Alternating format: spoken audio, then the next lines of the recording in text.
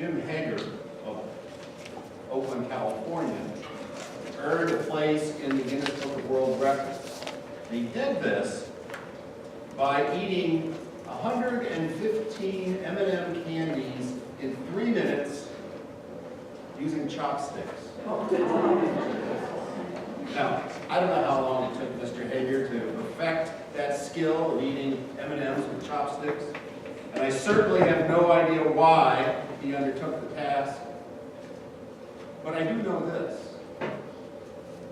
All of us have our dreams.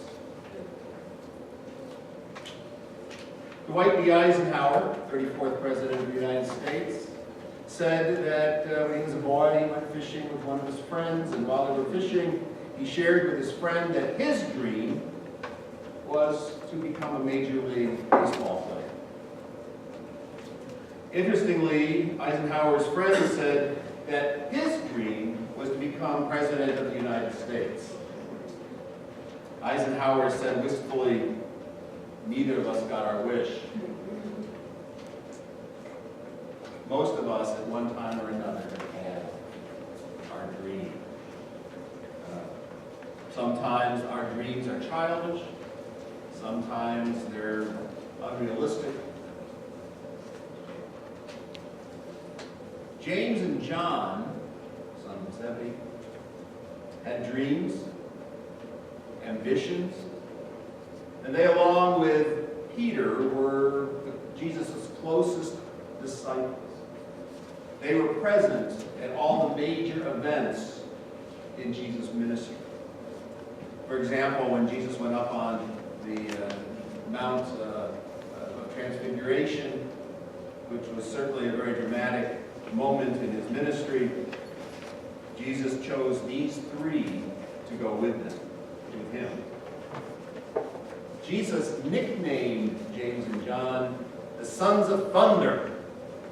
That's pretty descriptive, isn't it? Sons of thunder. My guess is that they were quite dynamic individuals, that they had been fishermen when Jesus called them to follow, that they had been successful, I imagine, in their fishing enterprise. Sons of thunder. They sound like leaders, like movers and shakers. It's only natural that they would move toward leadership roles among the disciples. And so it shouldn't surprise us that one day these sons of thunder would come to Jesus with a request. And they wanted to negotiate a better position in the company, promotion in the company. It's a powerful story. James and John were ambitious.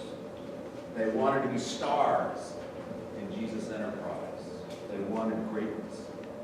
And that's exactly what they got. But it didn't happen the way they expected. After all, here we are talking about them 2,000 years later. Do you think that anybody will be talking about us, you and me, 2,000 years from now? It's possible. If we too are willing to drink the same cup as our Lord, to be baptized in the same baptism as Christ, it's not an invitation to an easy way of life. What are the lessons that we can derive from the question that James and John asked Jesus? They asked him if they could one sit on his right and one on his left in his glory. The first lesson that we learn is that Jesus did not condemn James or John for being ambitious. Jesus wants his followers to seek after greatness. Why would we think that Jesus would want his people to live mediocre lives? Set your course, whatever it may be. Set that course on achieving greatness. I hope that every young person knows the story of Booker T. Washington. Washington was born in 1856 on the Burroughs tobacco farm in southern Virginia. His mother was a slave. His father was a white man who lived on a nearby farm. He went to school not as a student, but as a slave. Every day he carried the books of one of the Burrough daughters to school, those books. It was illegal to educate slaves. I had a feeling, Booker T. Washington wrote, that to get into a schoolhouse and study would be about the same as getting into paradise. But the Civil War brought an end to slavery while Washington was still a boy. And so fortunately, he was able to earn a high school education. Unfortunately, there was no higher education at the time for African Americans. And then, just at the right time, a university opened, Hampton Institute, that was devoted to the education of descendants of slaves. It meant a walk of 500 miles. Booker T. Washington got to that school. Can you imagine? 500 miles. Some of us wouldn't make that trip if the air conditioning were malfunctioning in our car. Much less on foot. But Washington walked all the way. And when he got there, he discovered that the last place in the school had already been taken. His admission was declined. All that they could offer him was a job as a servant, sweeping the bedrooms, making the beds, etc. He took that menial job, and in due time, he was admitted as a student. From this humble start, he became the principal and guiding force behind Tuskegee Institute in Alabama, which he founded in 1881. Soon he was recognized as our nation's foremost African-American educator. There is nothing wrong with aspiring to be the best we can be at the things we do, as long as those are honorable things. Jesus did not condemn James or John for being ambitious. It is important to note, however, that ambition can be misguided. There's a fine line between ambition and ruthlessness, between ambition and greed. It's an old story. Some people, some companies, some political parties will do anything, even to the point of destroying others, to achieve power. Some of you will remember the award-winning movie from the 70s titled Network, become a classic. It's a satire about a ruthless group of television executives who transformed a major U.S. television network into becoming a thoroughly evil entity. The UBS network would do anything to boost audience ratings and generate advertising revenue. For example, they put on the air a program about urban terrorists using the actual terrorists themselves, starring them. There were talk shows hosted by deranged hosts. The schedule was filled with dramas featuring explicit sex and gratuitous violence. Now, the most famous scene in the movie, in this network movie, occurs when the veteran news anchor, Howard Beale, is actually played by Peter Finch. He just can't take it anymore. Beale's show was suffering from low ratings because as the news anchor, he refused to say anything on the news that wasn't true.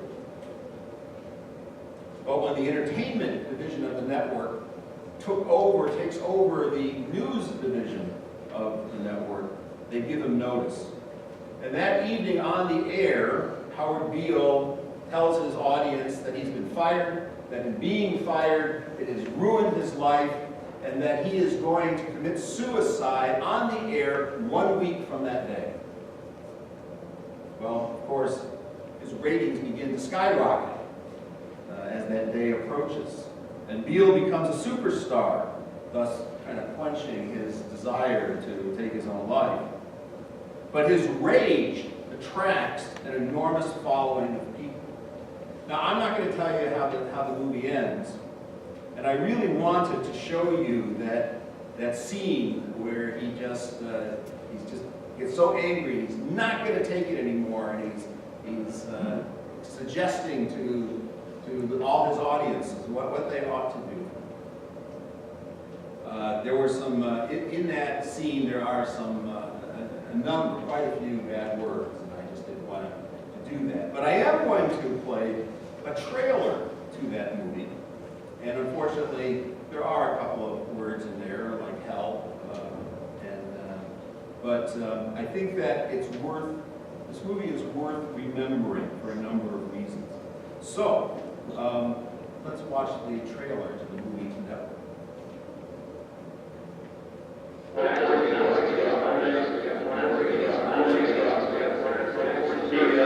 And now, the distinguished television news commentator, Mr. Howard Beale. Ladies and gentlemen, I would like at this moment to announce that I will be retiring from this program in 2 weeks' time because of poor ratings. Since this show was the only thing I had going for me in my life, I have decided to kill myself. I'm going to blow my brains out right on this program a week from today. What the hell's going on?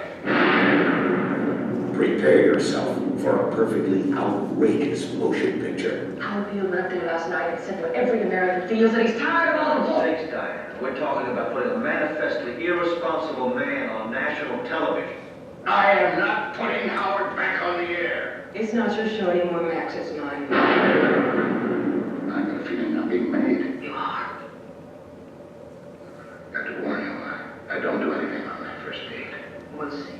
I want a show developed based on the activities of a terrorist group. Hello, man. I'm gonna make a TV star out of you. Just like Archie Bunker.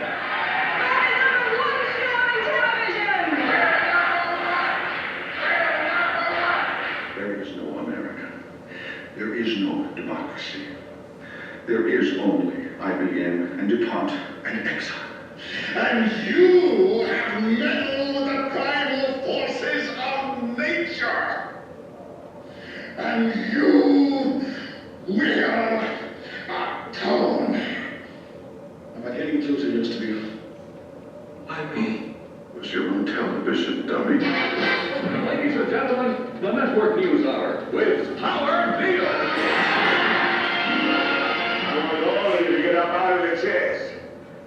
I want you to get up right now and go to the window, open it, and stick your head out and yell, I'm as mad as hell, and I'm not going to take this anymore. Things have got to change. How many stations does this You've go got to on? get fast. You said it. I want you to get up right now. Go to your windows, stick your head out and yell, I'm as mad as hell, and I'm not going to take this anymore. Are they yelling at Atlanta? Are they yelling at Atlanta?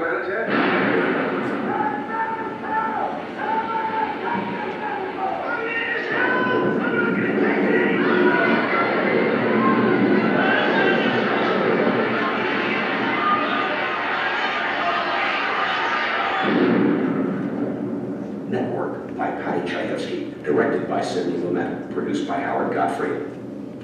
Television will never be the same.